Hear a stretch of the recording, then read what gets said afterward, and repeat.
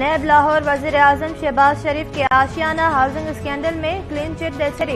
नैब लाहौर चयो आहे त आशियाना हाउसिंग स्कैंडल में बदनवानी जा के बि सबूत नाहिन मिलिया। नई इहो साबित थियो आहे त शहबाज शरीफ प्रोजेक्ट ज़रिए को फ़ाइदो हासिल कयो।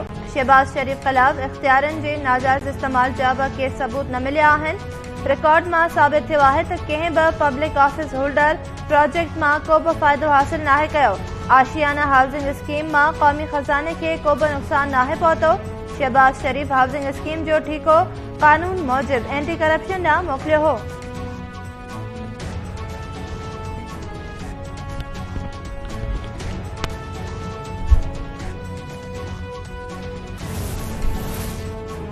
पीटीआई से मुस्ताफ़ी थियल एवेनेस बाबति हतमी फ़ैसिलो स्पीकर खे ई करणो आहे। लाहौर हाई कोर्ट स्पीकर खे हुकुम न ॾेई सघी। वफ़ाक़ी वज़ीर खुर्रम दस्तगीर चयो आहे त मेंबर जे ॾिनल इस्तीफ़ा जी वापसीअ बाबति को बि कानून मौजूदु न आहे। जमा पास वारो मामिलो पुरअमन नमूने हल न थियो त कानून पंहिंजो रस्तो इख्तियार कंदो।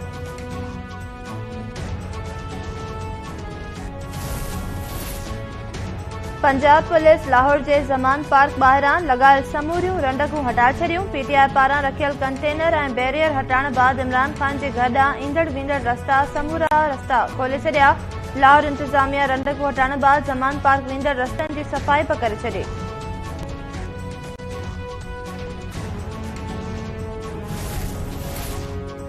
मौसमियात खाते सिंध समेत मुल्क जे मैदानी इलाइक़नि में वधीक गर्मी पवण जी अॻकथी करे छॾी।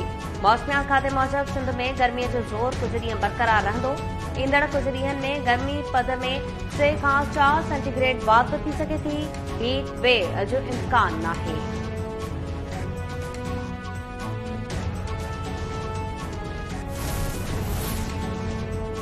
जेकबाबाद जी अदालत पीटीआई सिंध जे सदर अली ज़ैदी खे जेल में मुलाक़ात समेत ॿियूं सहूलियतूं फराहम करण जी हिदायत करे छॾी।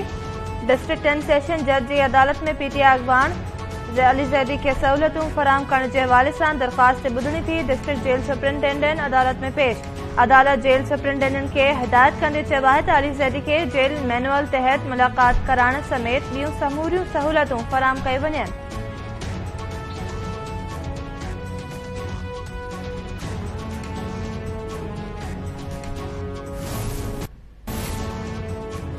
सऊदी अरब जूं सूडान में जंगबंदी वारियूं कोशिशूं कामयाब थियण जी उम्मीद। सूडानी फौज ऐं पैरामिलिट्री फोर्स विच में जंगबंदी मुआहदे में वाज़ जो इम्कान। सऊदी परॾेही वज़ीर सूडान में विढ़ंदड़ फोर्सिस जे सरबराहनि खे जंगबंदीअ जी अपील करे छॾी। अरब मीडिया मूजिबि ॿिन्ही धड़नि में 10 ॾींहनि लाइ जंगबंदी थी सघे थी।